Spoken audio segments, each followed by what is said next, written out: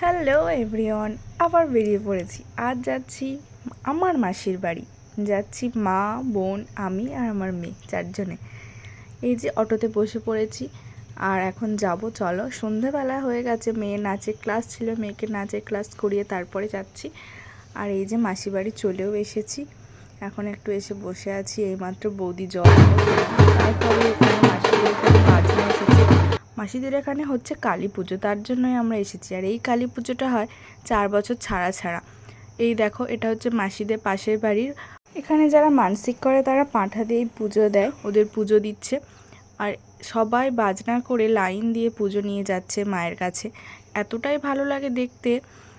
তারপরে এই যে চলে এসেছি, এখানে তো গ্রামের সবাই মায়ের মন্দিরটাকে প্রদক্ষিণ করছে 3বার করে। আর এখানে প্রচুর ভিড় ছিল, প্রচুর। মেয়ের হাতটা তো শক্ত করে ধরে আছি, এত ভিড়, ভয়ও লাগে। আর এখানে মায়ের কাছে এতটাই ভিড়, সামনে তো যেতেই পারিনি, তাই দূর থেকে নিজেও দর্শন করলাম, মায়েরকেও দর্শন করালাম। আর এখানে ছিল 16টা ঢাকি, আর ঢাকের তালে তালে সবাই কি সুন্দর নাচ করছে। এটা তো কম, এর একটু পরে এতটাই সবাই এই ঢাকের তালে তালে নাচ করছে, দেখতে খুবই ভালো লাগেছিল।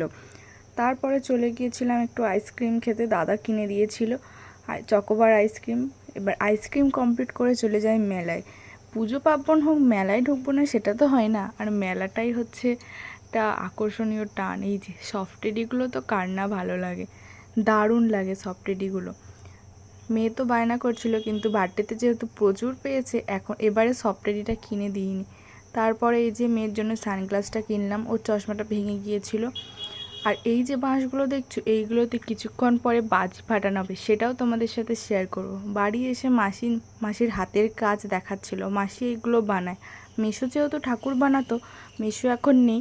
আর মাসি এইগুলোই নিজের মাসি ঠাকুর বানাতে পারে না সেরকম একা একা, তার জন্য মাসি ঠাকুরের গয়নাগুলো বানায়।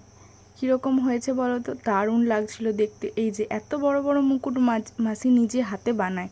আগেও আমি মাসির বাড়ি গেছি, এইসব দেখেছি, অনেক দিন পর দেখে আরও ভালো লাগলো। আর এই যে পুঁতিগুলো আমার মেয়ে কয়েকটা নিয়েছে, এত ভালো লাগছিল, কালারিং পুঁতি।